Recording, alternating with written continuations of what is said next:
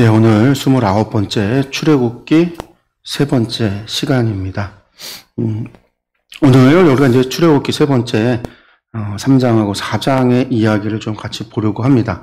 3장과 4장의 위치가 어떻게 되어지는가라고 한다면 우리가 이제 출애굽기 전체 보기 애굽 탈출 이야기 가운데 두 번째죠.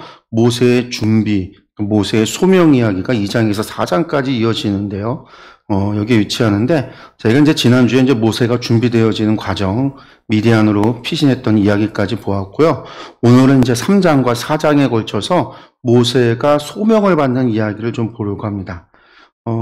자세히 좀 보시면, 지난주에 있던 걸로 제가 좀 수정을 했어요.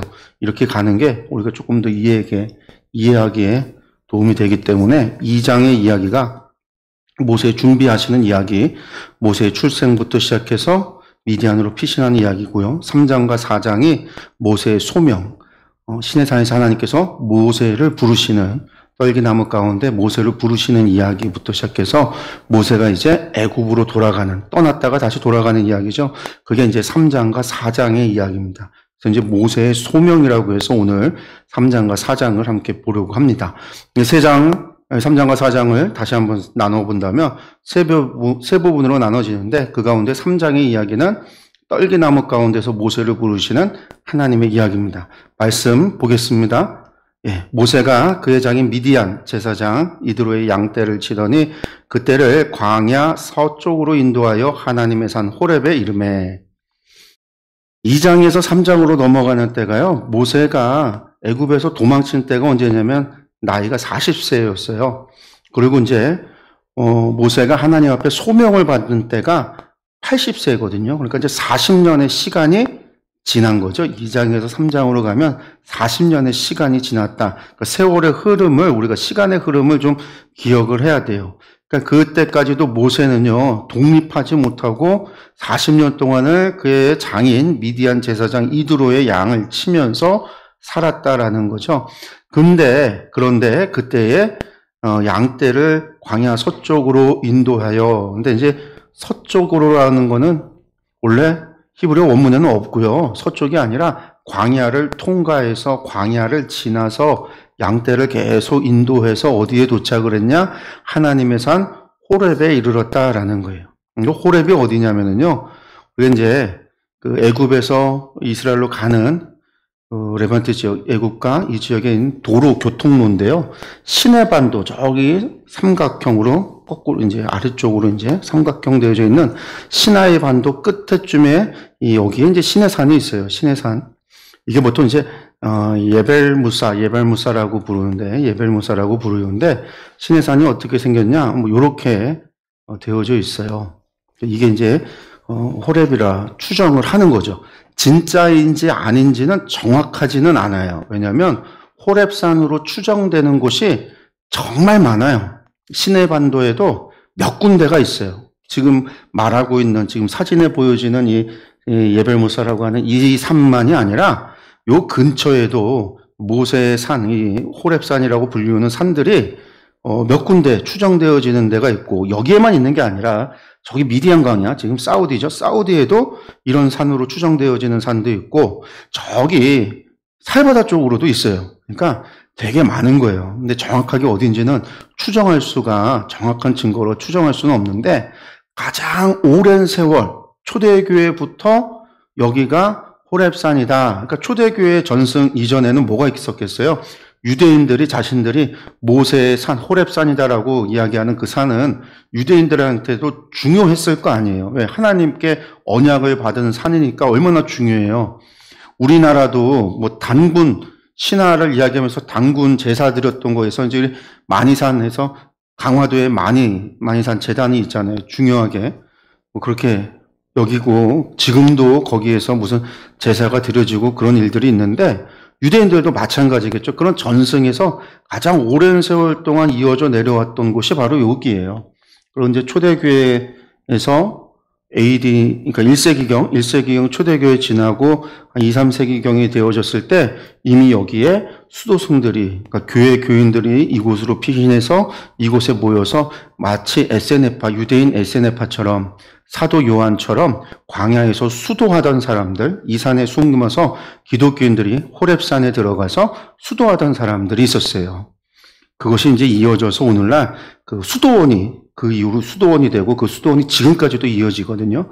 그래서 이제 이 산이 아마 호렙산이다라고 이제 우리가 성지순례 가면 보게 돼요. 이집트로 가면 반드시 가는 곳 가운데 하나가 바로 이 호렙이죠. 밑에서 보면 이렇고요. 완전 돌산이잖아요. 엄청나게 뜨거워요. 그래서 대부분 새벽에 해가 뜨기 전에 산을 올라가서 이제 산 위에서 해가 뜨는 일출의 광경을 보고 내려온다고 그래요. 왜 그러냐면 너무 뜨거워서 낮에는 올라가면 잘못하면 사람이 일사병으로 죽거나 뭐 피할 데가 없으니까요. 나무가 있고 그늘이 있고 그런 게 아니니까 그렇게 좀 새벽에 미명에 아주 해가 뜨기 전에 올라갔다 내려온다고 그럽니다. 저기 있잖아요. 우리 하마성교학교에 박건서 목사님이라고 하는 인천 터교에 담임하고 있는 목사님 계시는데 그 목사님이 여기 올라가다가 또 죽을 뻔했어요. 이 산에 올라가다가 아주 급체를 했는데 방법이 없는 거죠. 막 온몸이 오그라들고 마비가 오고 겨우 어떻게 하다가 이제 같이 가셨던 목사님 예전에 의사였던 분이 치료를 해주셔서 겨우 살아나셨는데 아주 저기 올라가는 게 힘들다고 그래요. 저도 이제 가보진 않았어요. 여기가 이제 호렙이라고 하는 곳. 그리고 이제 여기가 호렙산인데 하나님께서 모세를 만났고 이후에 이 호렙산을 이제 나중에는 신의 산이라고 부르죠. 그래서 신의 산, 호렙산 다 같은 산인데 이 산이 하나님께서 모세에게 찾아오셔서 출애굽기 19장에 언약을 맺는 이야기가 나와요.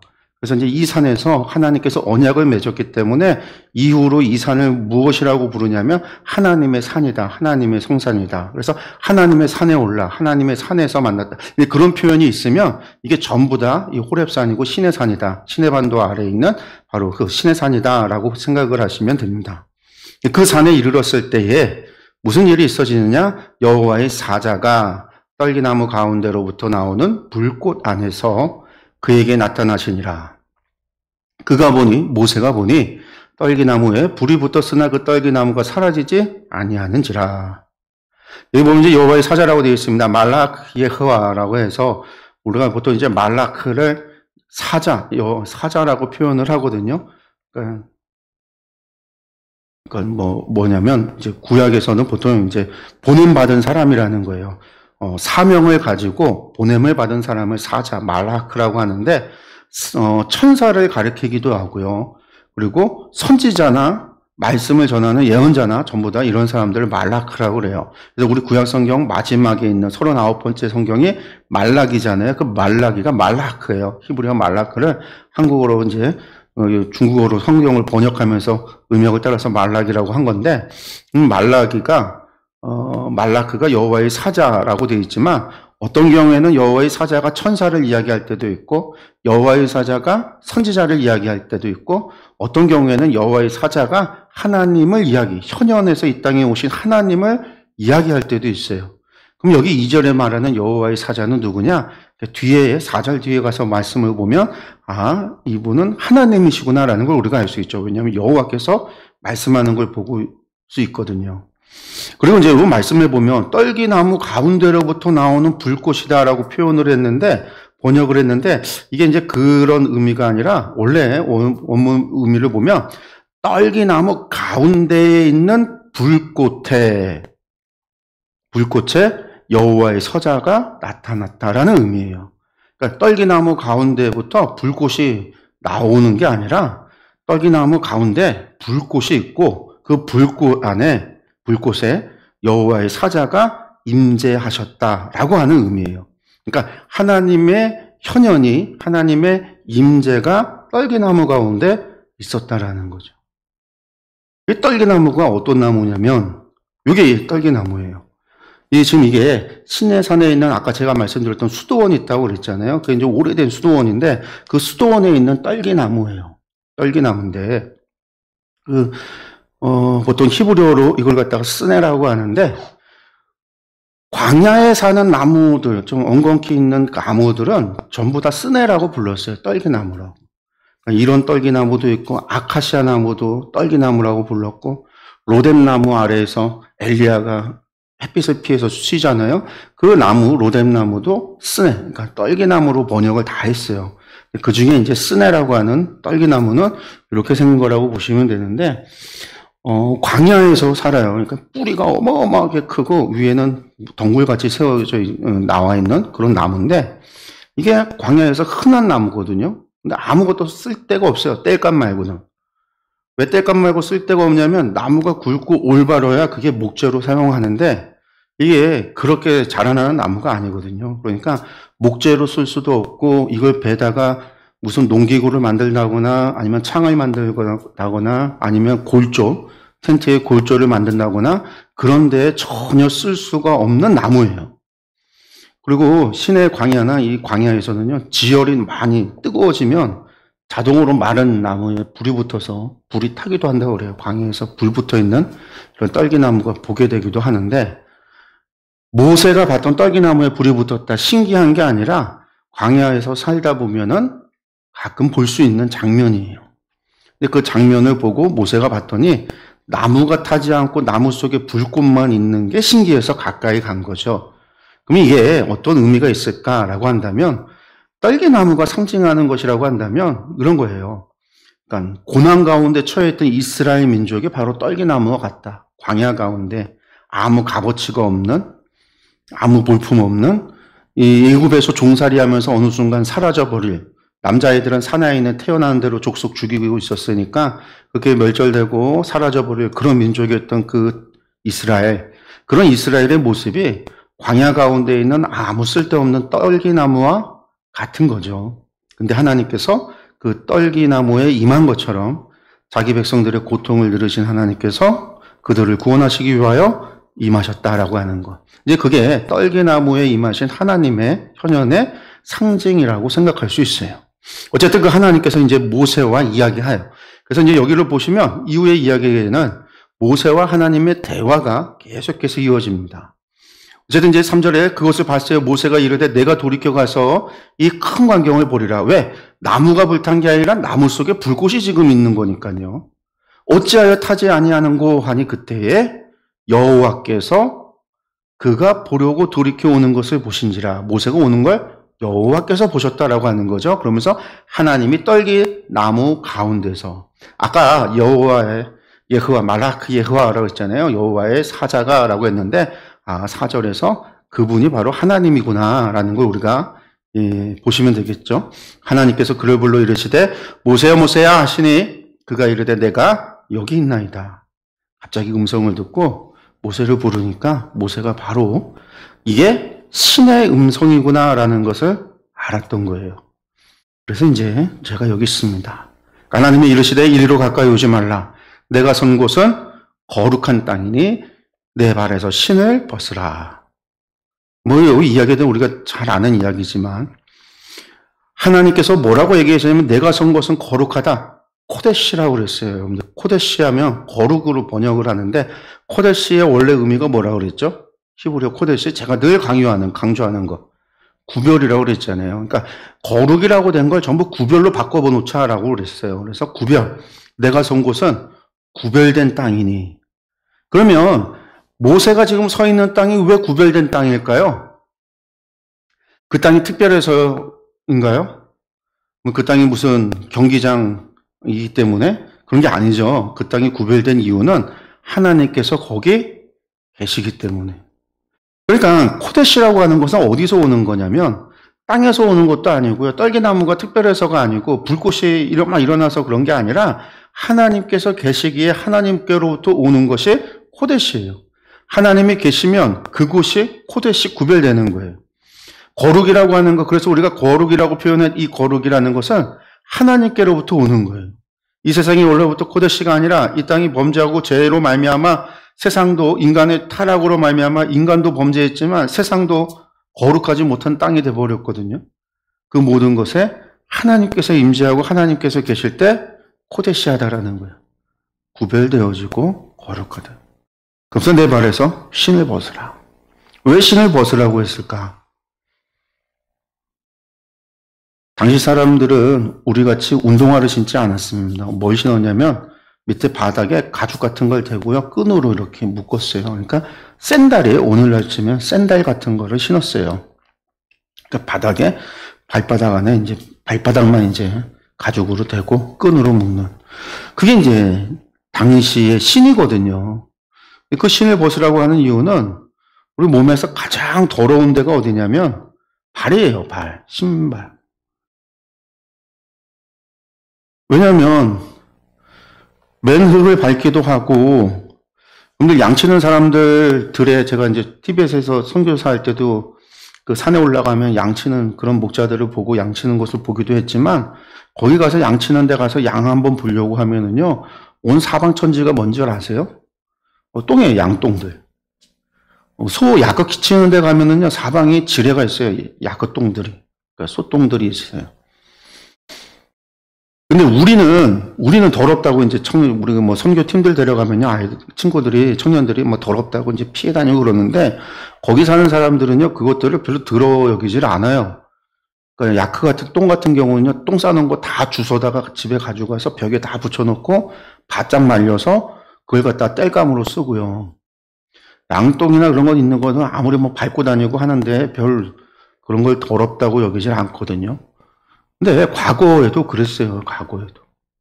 그래서 이제 신약시대 같은 경우만 해도 집에 들어가면 제일 먼저 하는 일이 뭐냐면 발을 씻는 일이었어요.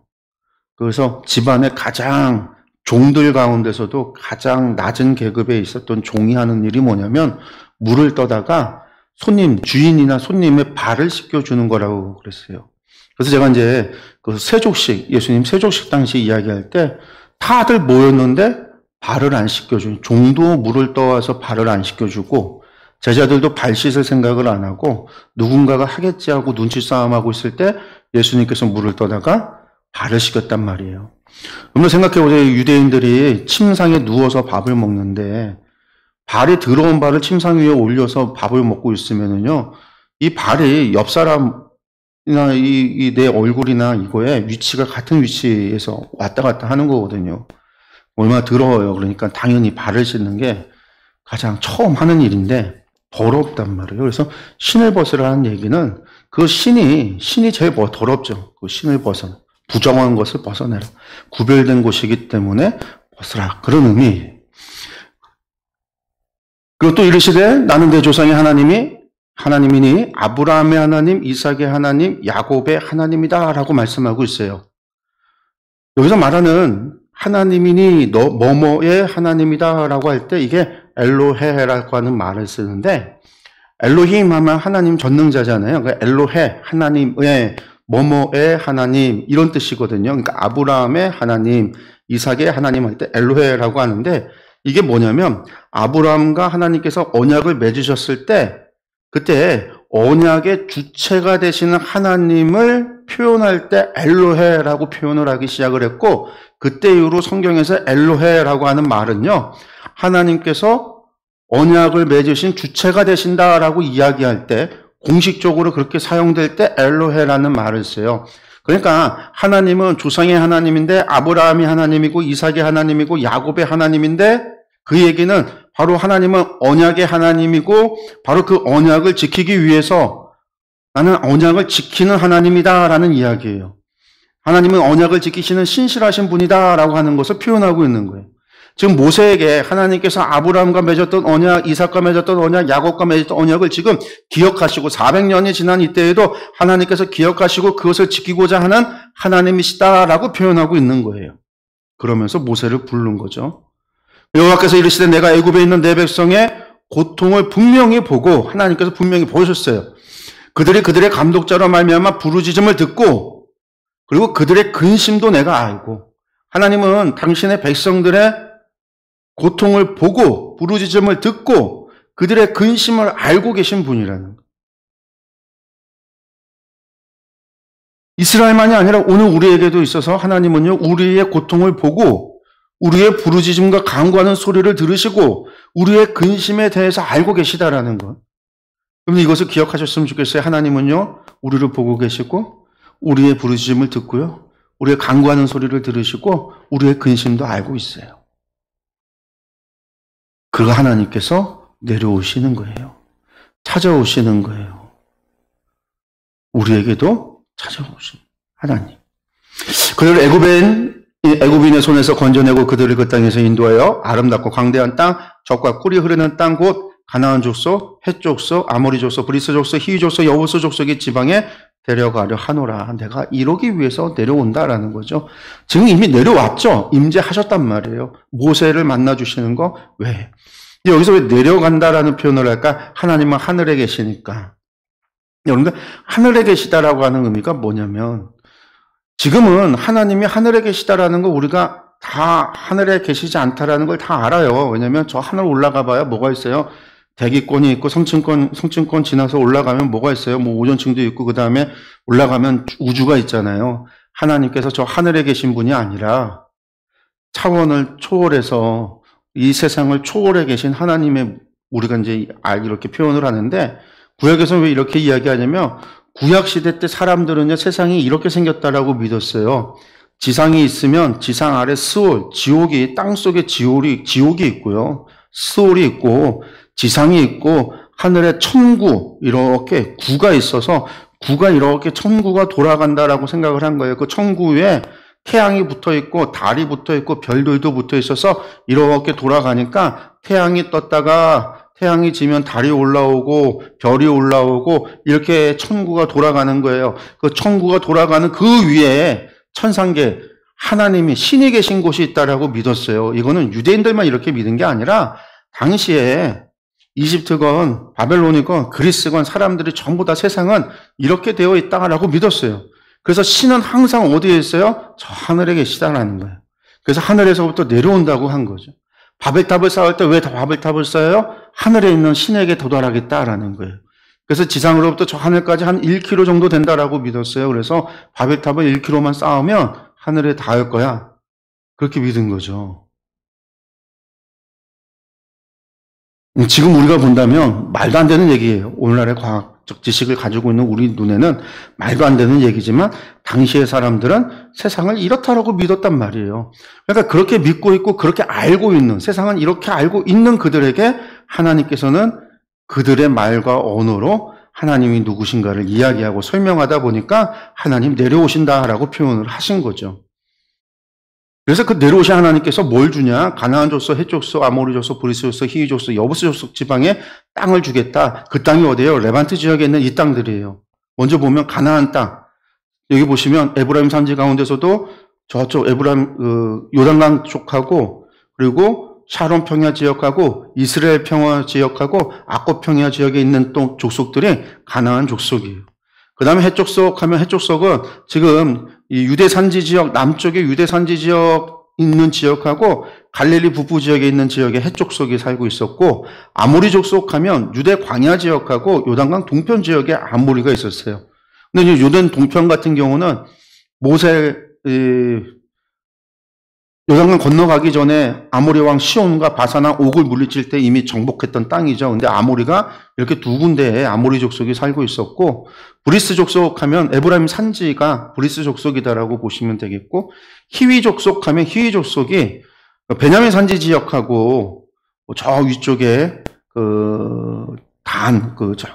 담에서 쪽까지 올라가면 단지파 위에 단지파가 아니라 단 지역 위쪽으로가 히위 족속들이 살고 있었던 것이고 여부스 족속은 예루살렘 지역이 여부스 족속이거든요. 그러니까 이제 블레셋을 제외하면 이 지역들이 저기 이제 갈릴리 바다 서편에 있는 갈릴리 산지가 기르가스 족속인데 거기를 제외하면 출애굽기 3장 8절에서 말하고 있는 족속들이 가나안 족속, 헷 족속, 아모리 족속, 브리스 족속, 히위 족속, 여부스 족속 이 지방으로 내가 데려가려고 한다. 그러니까 이 땅에 가려고 한다라는 얘기는 사실은 이것은 하나님께서 아브라함에게 약속하셨던 이야기예요. 내가 이 땅을 주겠다 하면서 가나안의 7족속들 바로 그 족속들이 살고 있는 그 땅 그들의 죄가 아직 관영하지 않았기 때문에 너희가 이방의 객이 돼서 400년간을 머물다가 다시 돌아오겠다라고 하셨던 아브라함에게 하셨던 그 약속을 하나님께서 지금 지키시겠다라는 얘기예요. 그래서 아브라함의 하나님, 이삭의 하나님, 야곱의 하나님, 엘로헤, 하나님께서 언약의 주인 되시고 그 언약을 지키신다라고 하는 것, 그 언약을 정확하게 다시 한번 말씀하고 있는 거예요. 모세에게. 그러니까 지금 여기서 가나안 줬어, 헷 줬어, 아모리 줬어, 브리스 줬어, 히위 줬어, 여부스 줬어. 이렇게만 얘기해도 이거는 지금 아브라함과 약속했던 그 약속, 그 언약을 지키시겠다라는 이야기구나. 우리가 이제 그렇게 이해하면 되는 거예요. 이제 가라. 하나님께서 계속해서 말씀하는 거죠. 이스라엘 자손의 부르짖음이 내게 달하고 들었다. 애굽 사람이 그들을 괴롭히는 학대도 내가 보았으니 이제 내가 너를 바로에게 보내어 너에게 내 백성 이스라엘 자손을 애굽에서 인도하여 내게 하리라. 모세를 보내시는 이유와 목적이 뭐예요? 이스라엘 하나님의 백성, 내 백성이죠. 애굽에서 인도하려고, 구원하려고, 애굽에서 빼내오려고 하나님이 보내신다라는 거예요. 우리가 여기서 늘 기억해야 되는 거예요. 제가 이제 신명기 강해 설교할 때도 늘 이야기하는 거지만 하나님께서 애굽에서 그들을 데리고 나왔을 때는요. 어떤 의도가 있을까요? 제2의 애굽을 만들겠다라고 하는 의도로 하나님께서 그들을 구원하신 게 아니라는 거예요. 하나님 그들을 통해서 하나님의 나라를 만드는데 그 나라가 애굽과 다르지 않아요. 그러면 데리고 나올 이유가 없는 거죠. 하나님께서 그들을 애굽에서 데리고 나온 거는 지리적으로 그들의 영토가 바뀌어지는 의미만 있는 게 아니라 그들의 삶의 가치관도 그들의 믿음도 그들의 생활의 방식도 전부 다 애굽과 달라야 되는 거예요. 애굽과 차별이 없다면 나올 필요가 없는 거죠. 애굽에서 그냥 혁명을 일으켜서 바로를 치고서 왕이 돼버리면 되는 거지. 이스라엘이 지도자가 돼서 그냥 살아왔던 대로 애굽의 풍습대로 살아가면 되는 거지. 그게 아니라 하나님께서 그들을 데리고 나오시는 이유는요. 애굽으로부터 뭐 하려고 하는 거예요? 카도시 하려고 나오는 거예요. 카도시 하러. 구별하려고 나오는 거예요. 땅도 생활도 풍습도 가치관도 세계 믿음도 다 구별되도록.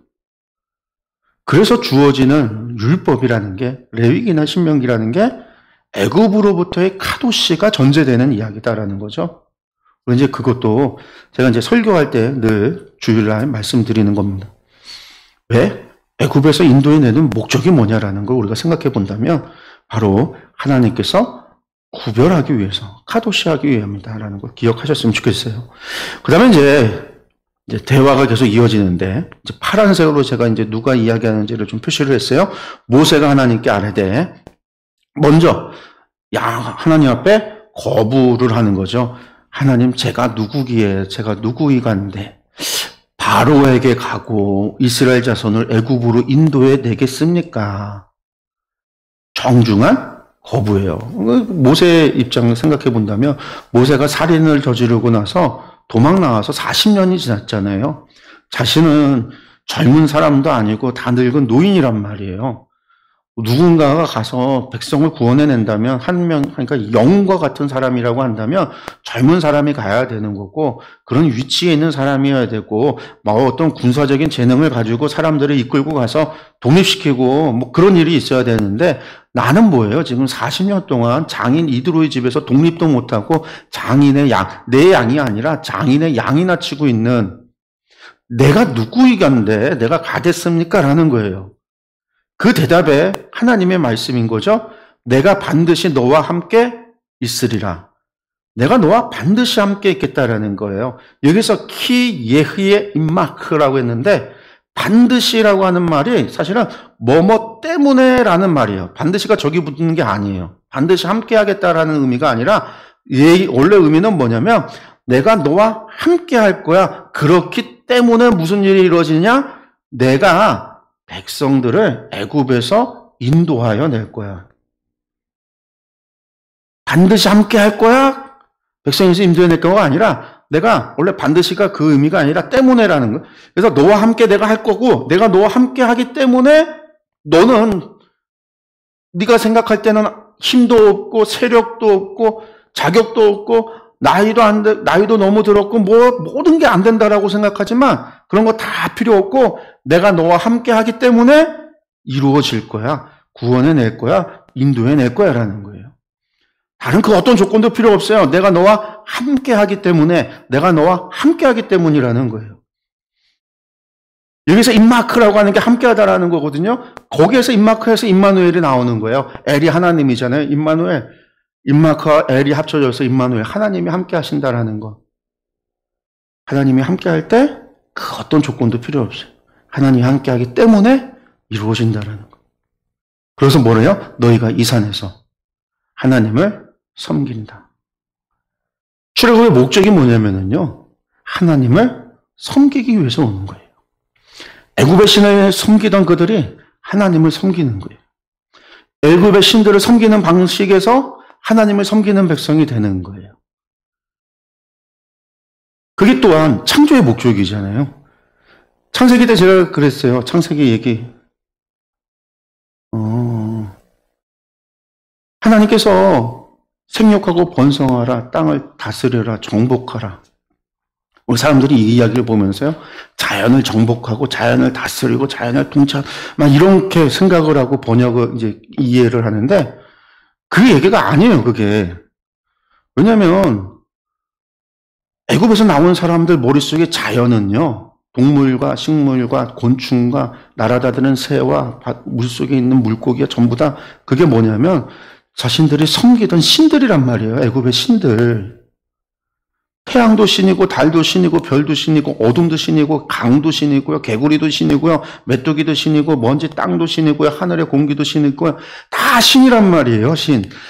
내가 보았던 모든 자연 만물이 신인데 하나님께서 너희는 그런 우상을, 그런 자연 만물에 지배받고 자연 만물을 섬기고 그것들의 종이 되고 그것들에 매여 있는 존재가 아니라 너희는 나의 형상으로 만들어진 나의 첼렙, 나의 그림자로 만들어진 존재이고 너희는 그것들을 섬기는 게 아니라 너희는 그것들을 지배하고 그것들을 다스리고 그것들을 통치하는 존재야. 너희는 그것들을 섬기는 존재가 아니라 너희는 나를 섬기는 존재야 라는 이야기예요.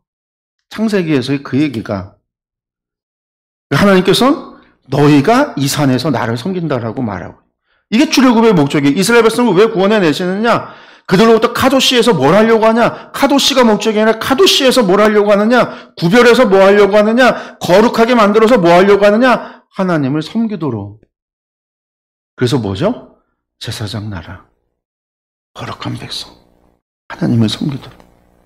이 섬긴다라고 하는 거에는 예배만 있는 게 아니라 신앙 삶의 모든 영역에 하나님을 섬기는 것에 관한 이야기예요. 그래서 이게 출애굽의 목적이에요. 왜 하나님이 이스라엘을 부르셨는가? 그럼 우리가 다시 바꿔서 생각한다면 우리는 출애굽하지 않았지만 우리는 세상으로부터 출애굽이 아니라 출세상이잖아요. 우리는요. 하나님께서 우리를 세상에서 택하여 부르셔서 왕같은 제사장으로 하나님의 거룩한 나라로 삼으셨단 말이에요. 왜 삼으셨는가? 하나님을 섬기도록. 모세가 다시 이야기해요. 내가 이스라엘 자손에게 가서 이르기를 너희의 조상의 하나님이 엘이죠. 엘이 나를 너희에게 보내셨다 하면 그들이 내게 묻기를 그의 이름이 무엇이냐 하리니 내가 무엇이라고 그들에게 말하리까. 여기서 히브리어 하나님은 엘이에요. 근데 엘이라고 하는 거는 하나님이라고 하는 말은요. 호칭이란 말이에요. 호칭. 우리가 이제 신약 시대에 가면 하나님은 곧 여호와 일치되어져서 하나님이 호칭으로 안 사용되고 하나님은 그분으로 우리가 하나님으로 우리가 인식을 하는데 이해를 하는데 구약은 아니에요. 구약에서 하나님 하면 그것은 엘 전능자를 얘기하는 거고 하나님이 꼭 여호와랑 일치되는 게 아니란 말이에요. 이스라엘 사람들이 들을 때 바알이 하나님일 수도 있고 마루드기 하나님일 수도 있고 다무스가 하나님일 수도 있어요. 왜? 전능자라는 호칭이니까. 그리고 셈족이라고 그랬잖아요. 노아의 세 아들 가운데 셈의 후손들을 셈족이라고 하는데 이 셈족, 셈의 후예들인 셈족은 그들의 전능자를 엘이라고 불렀어요. 그러니까 신들이 많은 신들 가운데 최고신, 모든 신들의 왕인 그 신을 엘이라고 불렀어요. 히브리인들도 그 바로 셈족이란 말이에요. 그러니까 당연히 묻는 거예요. 너희 하나님의 엘이 불렀다 그러니까 그 사람들이 당연히 엘이 그러면 그 엘은 누구냐? 이름을 묻는다라는 거죠. 왜? 여기서 말하는 엘이, 여기는 바알을 엘이라고 그러고, 페니키아 사람들은 바알을 엘이라고 그러고, 모압 사람들은 저기 몰렉을 엘이라고 그러고, 왕이라고 그러면서, 브레스에서는 바알세불 엘이라고 그러고, 사람들마다 엘이라고 부르는 신이 다 다르단 말이에요. 그러니까 이름이 무엇이냐라고 묻는 거죠. 그러니까 하나님께서 모세에게 말하기를 뭐라고 얘기했냐면, 나는 스스로 있는 자다. 이렇게 얘기를 해요. 이렇게 얘기하라라는 거예요. 스스로 있는 자. 이 히브리어로 예흐의 아쉐르 에이레. 예흐의 아쉐르 에이레. 나는 스스로 있는 자다. 그리고 영어로 보통 번역을 해놓으면 I am who I am. 나는 존재하는 대로 존재한다. 뭐 이렇게 이야기를 하고 있는데, 요 에흐의 아쉐르 에이레라고 하는 말에서 여호와라는 말을 이렇게 나온 거예요. 여기에서.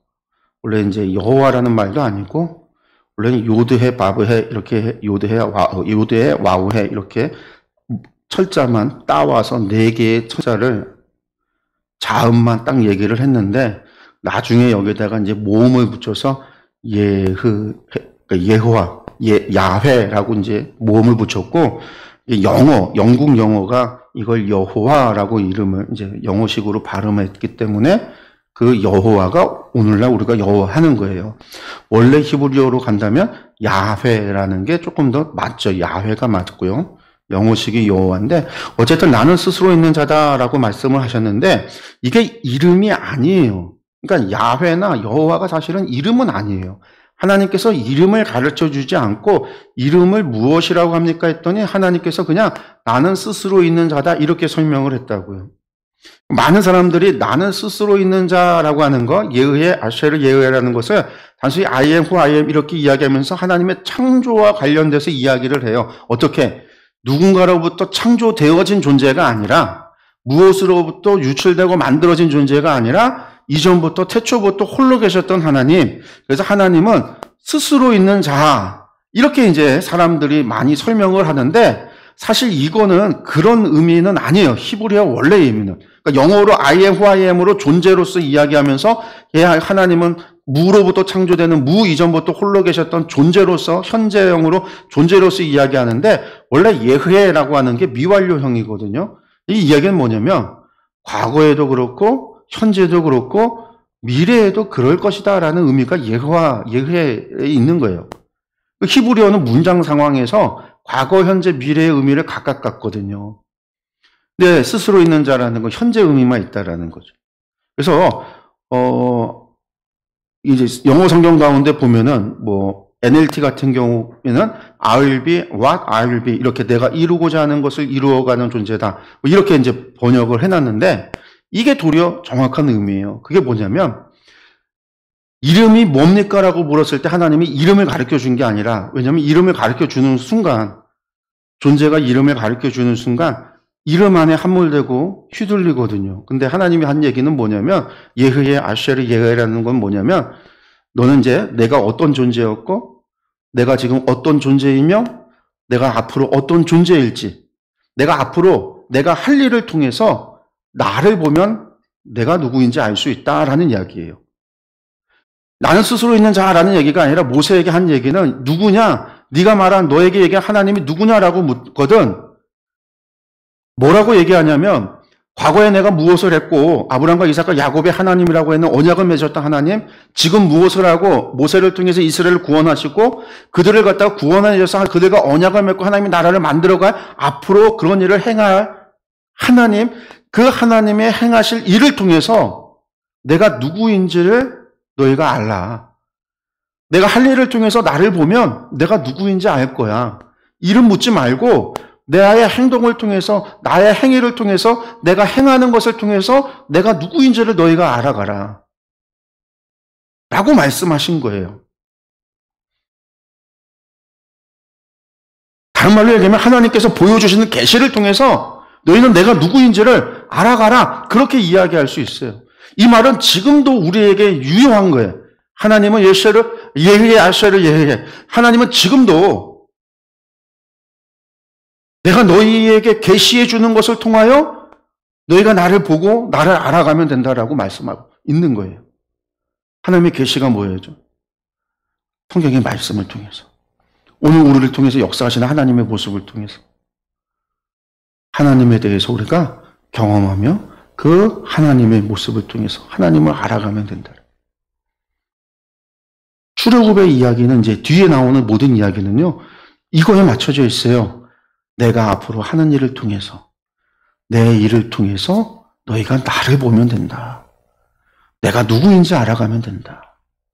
10가지 재앙을 통해서 내가 누구인지를 너희가 알면 된다. 홍해 가다가 바다가 갈라지는 걸 통해서 너희가 내가 누구인지를 알면 된다.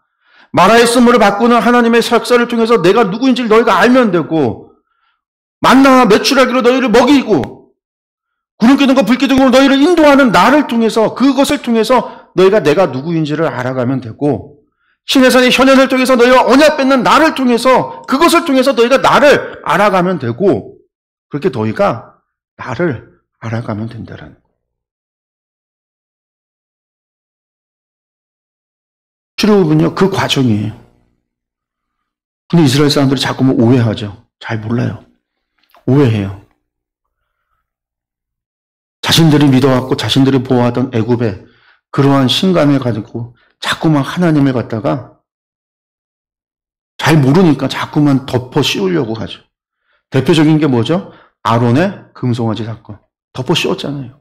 송아지 만들어 놓고, 이 송아지가 뭐예요? 너희를 애굽에서 구원하여 인도해낸 하나님이다. 엘이다.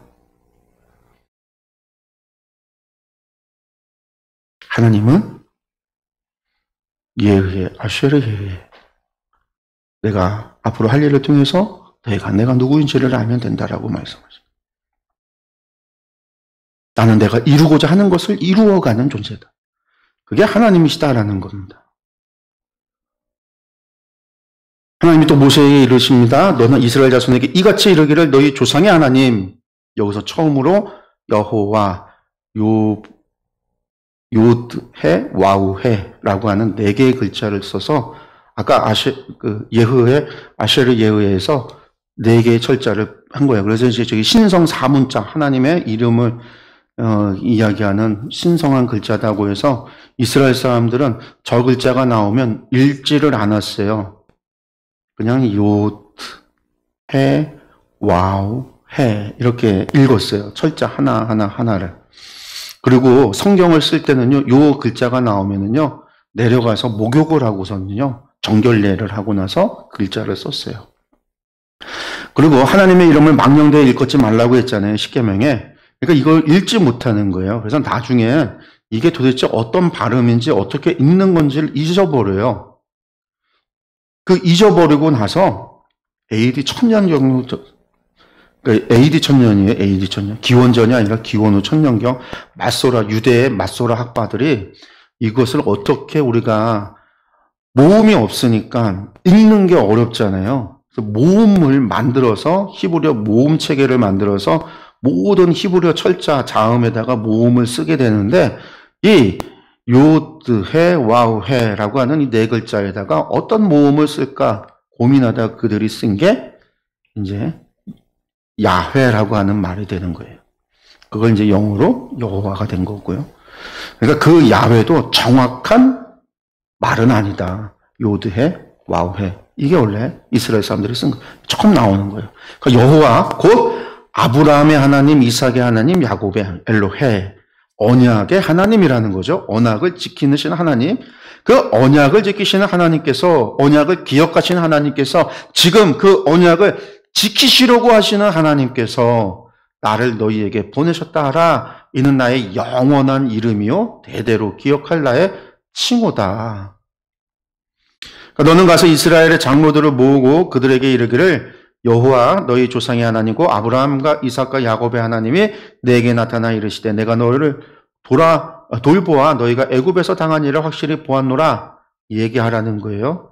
내가 말하였거니와 내가 너희를 애굽의 고난 중에서 인도하여 내어 젖과 꿀이 흐르는 땅 곧 가나안 족속, 헷 족속, 아모리 족속, 브리스 족속, 히위 족속, 여부스 족속의 땅으로 올라가게 하리라 하셨다 하면 그들이 내 말을 들으리니 너는 그들의 장로들과 함께 애굽 왕에게 이르기를 히브리 사람의 하나님 여호와께서 우리에게 임하셨은즉 우리가 우리 하나님 여호와께 제사를 드리려 하오니 사흘 길쯤 광야로 가도록 허락하소서 하라. 앞서 지금 이야기한 게 지금 하나님께서 아까 모세에게 했던 이야기를 다시 반복한 거죠. 내가 너에게 얘기했던 거 그대로 너는 가서 이야기하라라는 거예요. 그러고 나서 장로들과 함께 가서 뭐 하라고요? 우리 하나님 여호와께 제사를 드리려 하오니, 섬기린다, 제사 드린다, 예배 드리려고 하니까 사흘 길쯤 광야로 가도록 허락하소서 이렇게 얘기하라는 겁니다. 그러면 무슨 이야기할까요? 내가 아노니, 하나님이에요. 하나님께서 아노니 강한 손으로 치기 전에는 누구를요? 애굽을요. 애굽의 왕을요. 치기 전에는 애굽 왕이 너희가 가도록 허락하지 않을 거다. 그런데 허락하지 않다가 내가 내 손을 들어 애굽 중에 여러 가지 이족으로 그 나라를 친 후에야 그가 너희를 보내리라. 그러니까 10가지 재앙이 처음부터 하나님께서 계획하신 바예요. 계획하셨다라는 거죠. 그 계획하셨다라는 이야기는 뭘까요? 그것은 10가지 재앙은요, 하나님의 잘 짜여진 퍼포먼스예요, 한마디로. 왜 그럴까요? 앞으로 내가 하는 일을 통해서 내가 누구인지를 알라. 그거죠. 예후의 아셔르 예후에 내가 하는 일을 통해서 너희가 내 하는 일을 봐라. 그걸 통해서 내가 누구인지를 너희가 알라. 하나님 그것을 보여주려고요. 알게 하려고요. 10가지 재앙을 계획한 거예요. 바로가 세갖고 하나님께서 10라운드에 걸쳐서 이렇게 한 게 아니라 하나님이 계획하신 거예요. 내가 애굽 사람으로 이 백성에게 은혜를 입히게 할지라. 너희가 나갈 때 빈손으로 가지 아니하리. 빈손으로 가지 않는 것도 계획한 거예요. 여인들은 모두 그 이웃 사람과 및 자기 집에 거류하는 여인에게 은폐물과 금폐물과 의복을 구하여 너희의 자녀를 꾸미라. 너희는 애굽 사람들의 물품을 취하리라. 하나님이 다 계획하셨다라는 거. 내가 말하고 내가 이루는 것을 통해서 내가 행하는 것을 통해서 너희는 나를 봐라. 그것을 통해서 나가 누구인지를 알라. 뭐죠? 그러고 나서 이제 4장에서 모세가 이제 그 얘기를 들으니까 모세 이제 반응이에요. 하나님의 명령을 들었어요. 모세가 대답합니다. 그러나 그들이 나를 믿지 아니하고 내 말을 듣지 아니하고 이르기를 여호와께서 내게 나타나니 하셨다 하리이다. 내 말 믿지 않을 거예요, 하나님. 또 두 번째 거부를 한 거예요. 못 갑니다. 두 번째 이유는 그 사람들이 내 말을 믿지 않을 겁니다라는 거예요. 그러니까 하나님께서 말씀하시기를 뭐라고 하냐면요. 내 손에 있는 것이 무엇이냐? 지팡이입니다. 그러니까 여호와께서 이르시되 땅에 던지라 하매 땅에 던지니 지팡이가 뭐가 돼요? 뱀이 됐어요. 모세가 뱀 앞에서 피하매 여호와께서 모세에게 이르시되 내 손을 내밀어 그 꼬리를 잡으라. 그가 손을 내밀어 그것을 잡으니 그의 손에서 지팡이가 다시 된 거죠. 그러면서 뭐라고 말씀하시냐면 이는 그들에게 그들의 조상의 하나님이고 아브라함의 하나님, 이삭의 하나님, 야곱의 하나님 여호와가 언약을 기억하시고 그 언약을 지켜 행하시려고 하시는 하나님께서 내게 나타난 줄 믿게 하려고 하는 이적이다. 표적인 거죠. 표적. 그러니까 이적과 기사가 지팡이가 되어져 뱀이 되고 지팡이가 되어지는 것은 내 말을 믿게 하려고 하는 표적이다라는 거예요. 이걸 통해서 믿게 하겠다. 또 말씀하기를 뭐라고 그래? 내 손에 품에 넣어라. 그랬더니 어떻게 해요? 손에 넣었다 뺐더니 이 손이 나병이 생겨서 문둥병에게 걸려서 눈같이 휘어진 거예요. 이르시되 내 손을 다시 품에 넣으라 하시매 그가 다시 품에 넣었다가 꺼내보니까 어떻게 해요? 볼레살로 돌아와요. 재미있는 거는요. 나병은요. 천형이잖아요. 지금도 천형이라고 그래요. 요즘이야 이제 뭐 나병에 대한 예방 주사도 나와서 예방 접종도 하고 거의 사라졌지만 과거에는 이건 고칠 수 없는 병에다가 사람이 막 이게 썩어 들어가서 떨어져 나가서 흉측하게 되기 때문에 그래서 이것을 천형이라고 그랬잖아요. 신의 저주를 받았다. 아까 지팡이가 뱀이 되는 거는요. 고대 술사들이 마술사들 종교인들이 하던 마술이에요. 속임수겠죠. 속임수. 지팡이 같은 걸 던지면 뱀이 이렇게 되어지는. 술사들의 수수, 당시 뭐 그 고대 근동이나 이런데 흔히 하는 마술 가운데 하나가 그런 뱀, 지팡이를 뱀으로 바꾸는 거래요. 마술사들이 하는 거. 근데 두 번째는요, 천형. 신이 내리는 거잖아요. 신이 내리는 병. 근데 하나님께서 그것을요, 걸리기도 하고 고치기도 하는 것. 증거로 삼는 거예요. 또 말하기를요, 뭐라고 하냐면, 그들이 너를 믿지 아니하며 처음 표적의 표징을 받지 아니하여도 처음 거는 그거 다 마술사들 하는 거야 라고 해서 믿지 않아도 나중 두 번째 표적은 믿을 거다. 나병은 아무도 할 수 없는 것이니까. 그런데 그들이 이 두 번째도 믿지 않으면 어떤 일이 벌어지냐고요? 내 말을 듣지 아니하거든 너는 나일 강물을 조금 떠다가 땅에 부어라. 그럼 내가 떠온 나일 강물이 땅에서 피가 될 거다. 나일강은요, 애굽 사람들이 신으로 믿는 거예요. 나일강은 신이에요, 신. 이스라엘 사람들도 신이라고 들어왔고 신이라고 믿는 거예요. 그러니까 나일강물이 피가 되는 그 얘기는 뭘까요? 신 자체를 벌하시는 거죠. 첫 번째는 마술사들이 행하는 거, 두 번째는 천형이라고 불리는 거, 세 번째는 그 신 자체.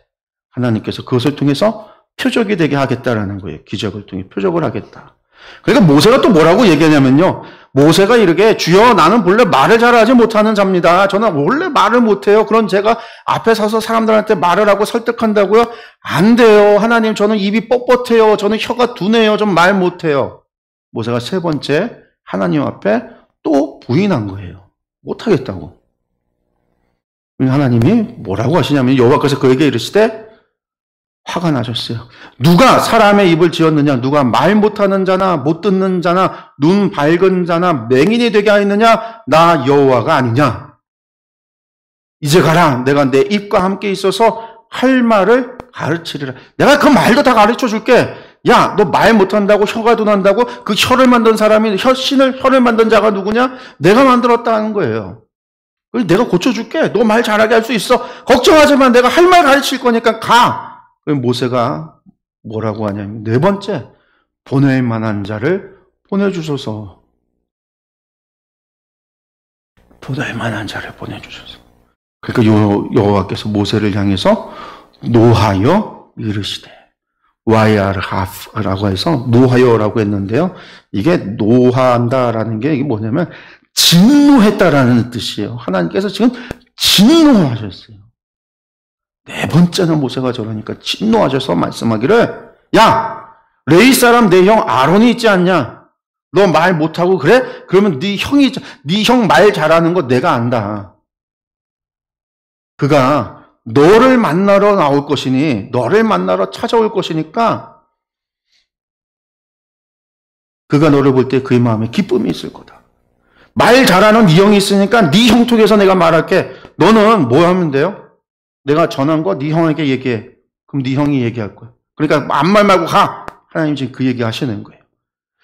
너는 그에게 말하고 네가 말하고 그의 입에 할 말을 주라. 내가 너한테 준 거를 네가 네 형에게 줘라. 내가 내 입과 그의 입에 함께 있어서 너희들이 행할 일을 가르칠 거다. 내가 입에 함께 할게. 입에도 할 말을 다 줄게라는 거예요. 그가 너를 대신하여 백성에게 말할 것이니 그는 내 입을 대신할 거고 너는 그에게 하나님같이 되리라.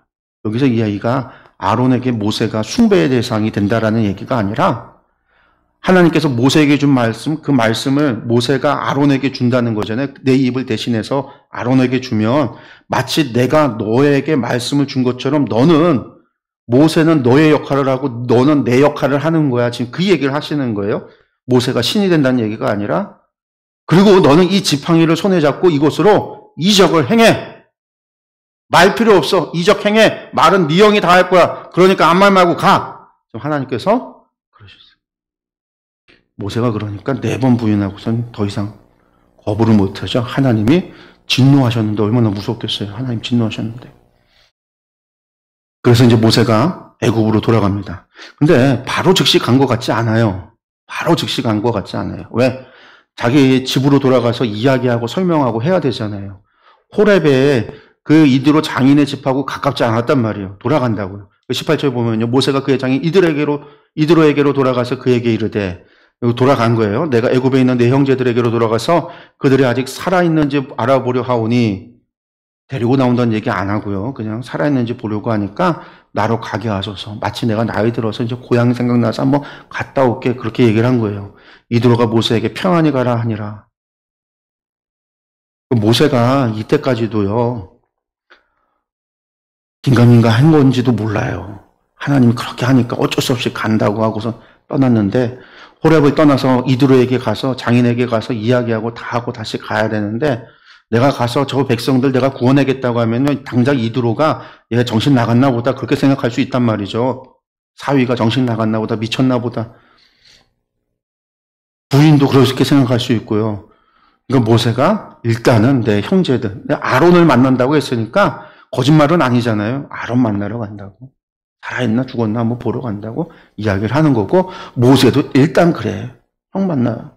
아마 그런 생각을 했던 것 같아. 그러니까 19절에 여호와께서 미디안에서 모세가 미디안까지 갔단 말이에요. 미디안은 아라비아 광야 쪽이거든요.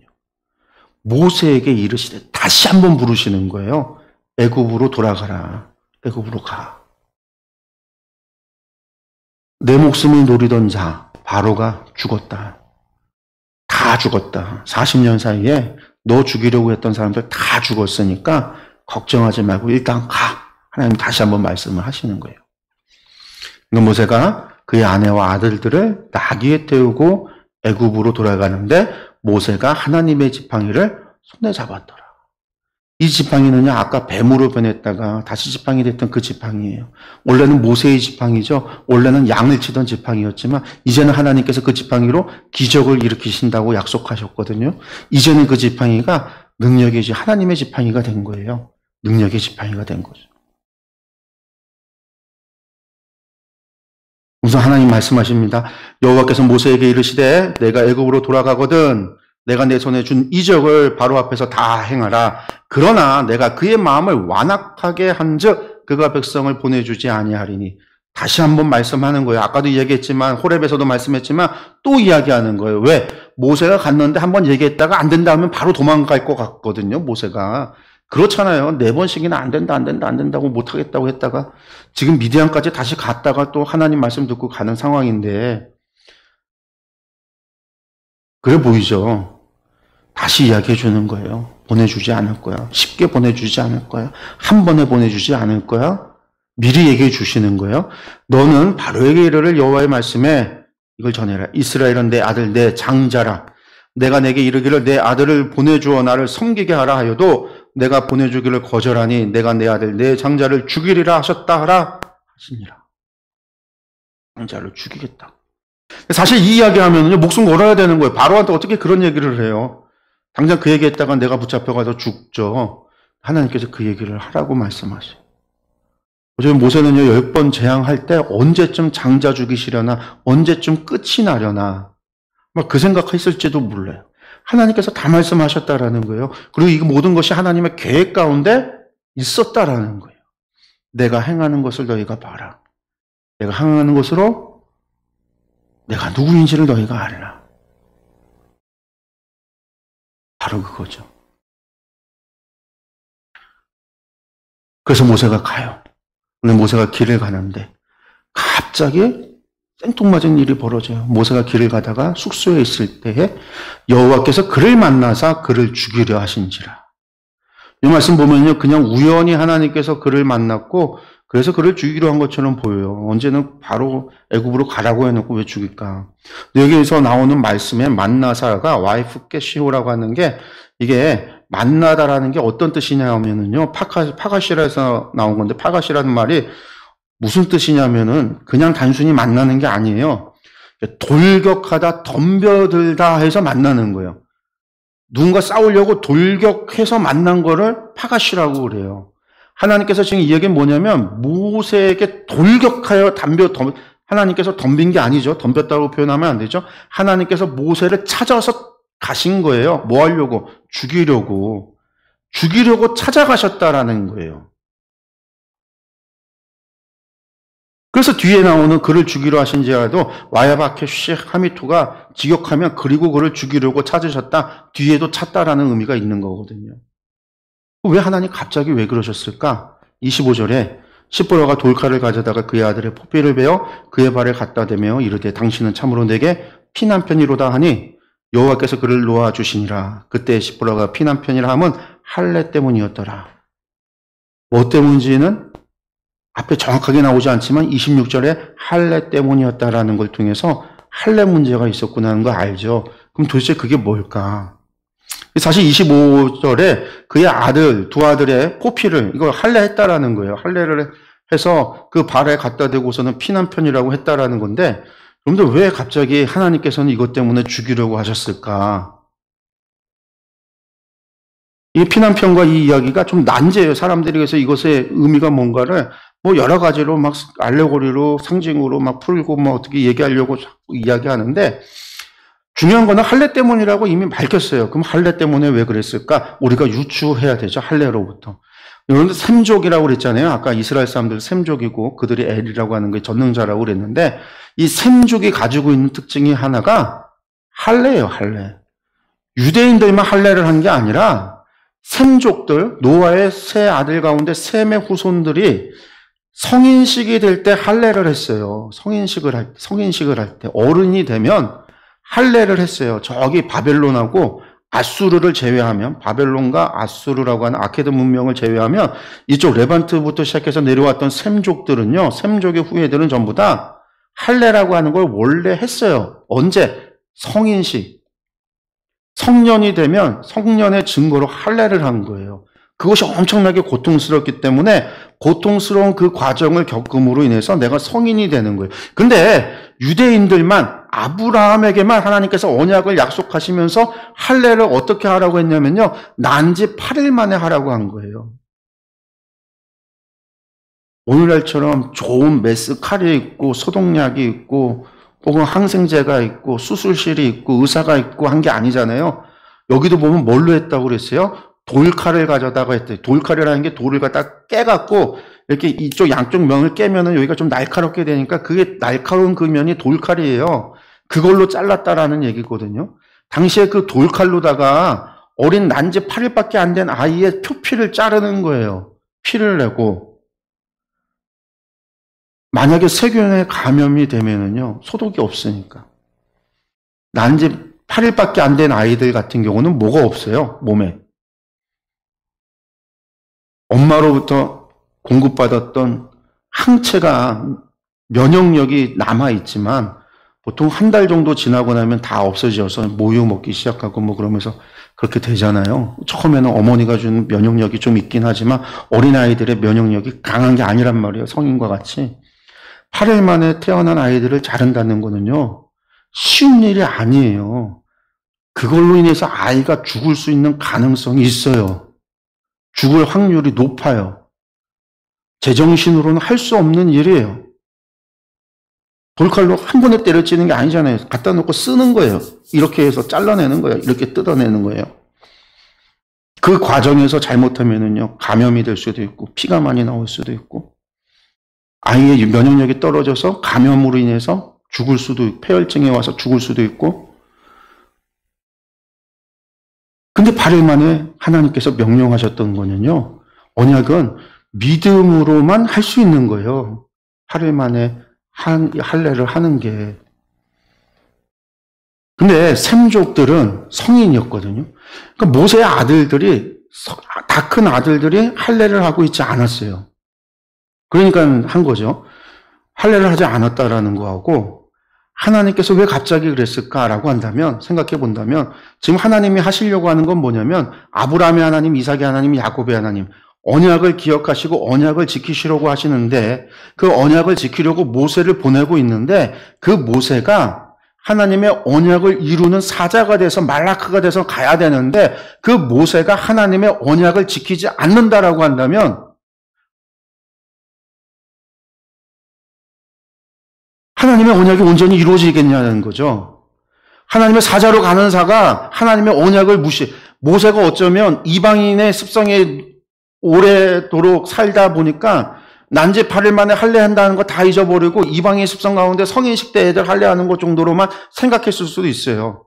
할례하는 거를 갖다가 중요하게 여기지 않았을 수도 있어요. 하나님께서 지금 그러한 문제 때문에 모세를 죽이려고, 치시려고 했다는. 그 십보라가 하나님이 하시는 이유가 할례 때문이라는 걸 알고 이방인인 십보라도 아는 거란 말이에요. 모세가 모를 리가 없어요. 아마 모세가 이야기했을 수도 있어요. 자신의 할례에 대해서. 아니면 이 문제를 가지고 상의했을 수도 있어요. 과거에. 근데 시보라가 칼을 대서 할례를 행했다라는 거죠. 결국 이거는 모세가 이 문제를 중요하게 여기지 않았던 그 문제 때문에 이루어진 거고, 하나님의 언약의 이루어지는 성취를 위해서 가는 그 하나님의 사자인 모세가 하나님의 언약을 지키지 않으면 안 된다라는 거죠. 이제로는 모두가 하나님의 언약의 백성이 되려면 언약 가운데 들어와야 되는 거예요. 그리고 재밌는 표현이죠. 피난편이다라는 거예요. 원래 구약에서 남편이라고 하는 말은요, 보통 이씨라고 하는 말을 써요. 남편은요, 이씨. 이씨가 원래 남편이에요. 근데 여기서 말하는 남편은요, 여기가 지금 따밈이라고 했는데 하탄이라는 말을 썼어요. 근데 하탄이라는 말은 남편이 아니라 사위, 장인이 부를 때 사위라는 의미고요. 또 다른 의미로는 새신랑이라는 의미예요, 하탄은. 그러니까 시보라가 모세를 향해서 피난편이다라고 이야기한 거는, 하탄이다라고 이야기한 것은 이씨라고 부르지 않고 하탄이라고 이야기한 것은 모세가 지금 이제 죽기 직전에 새 생명을 얻었다. 당신은 나의 새 남편이다. 라는 의미로 피난편이라고 이야기를 한 거예요. 그런데 이 일이 있고 나서 시보라는요, 두 아들을 데리고 돌아가요. 모세가 홀로 가는 거예요. 그러고 나서 나중에 다시 이제 합류하게 되는데, 어쨌든 이런 일이 있었고 나서 모세가 이제 가는 거죠.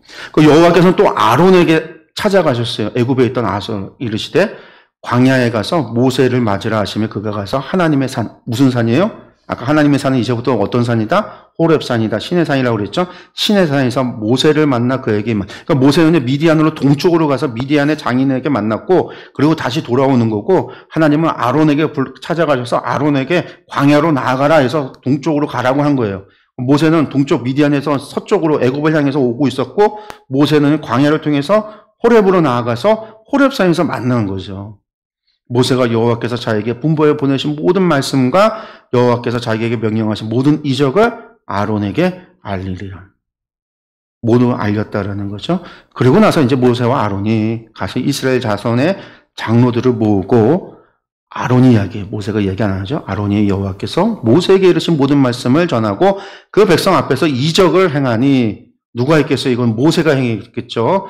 백성이 이것을 믿었다라는 거예요. 여호와께서 이스라엘 자손을 찾으시고 그들의 고난을 살피셨다 함을 듣고 머리 숙여 경배했더라.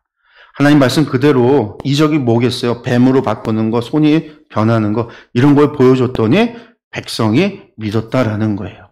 앞으로 이게 계속 일어나요. 하나님께서 행하시는 것을 통해서 내가 누구인지를 알아라. 모세의 이적을 통해서 백성이 믿어요. 완전히 믿었냐? 아니요. 그걸 믿었어요. 그 다음에 또 어려움이 오면요, 모세에게 원망하잖아요. 또 모세가 행하는 것을 통해서 그들이 믿어요. 이게 계속해서 반복되어지기 시작을 해요. 예호와 아쉐르 예후에 하나님께서 행하는 것을 통해서 하나님이 누구신지를 알아가는 과정. 그게 출애굽기의 과정이에요. 그래서 모세가 떠났던 애굽을 40년 만에 돌아왔다. 하나님의 소명을 받고 말씀을 듣고 돌아와서 백성을 구원하기 위해서 돌아왔다라는 것으로 4장의 이야기가 끝이 납니다.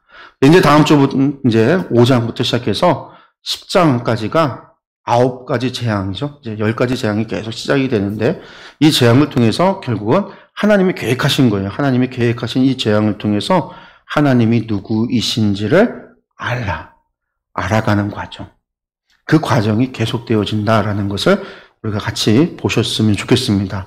이것이 또 우리를 향한 것이기도 해요. 하나님께서는요, 어떤 분이시는가? 우리가 하나님의 행함을 통해서, 하나님의 계시를 통해서, 하나님의 말씀을 통해서 우리는 하나님을 알아가는 거예요. 우리가 하나님을 알아가는 과정 속에서 우리가 하나님을 믿는 거고 하나님을 신뢰하게 되는 거죠. 이 과정이 없이는 우리가 하나님을 믿을 수 없어요. 그래서 그 과정 속에서 우리는, 모든 사람들은 그 과정 속에서 하나님을 알아가고 하나님을 신뢰하고 하나님을 믿고 그렇게 하나님의 백성이 되어 간다는 것을 우리가 기억했으면 좋겠습니다. 우리 기도하겠습니다.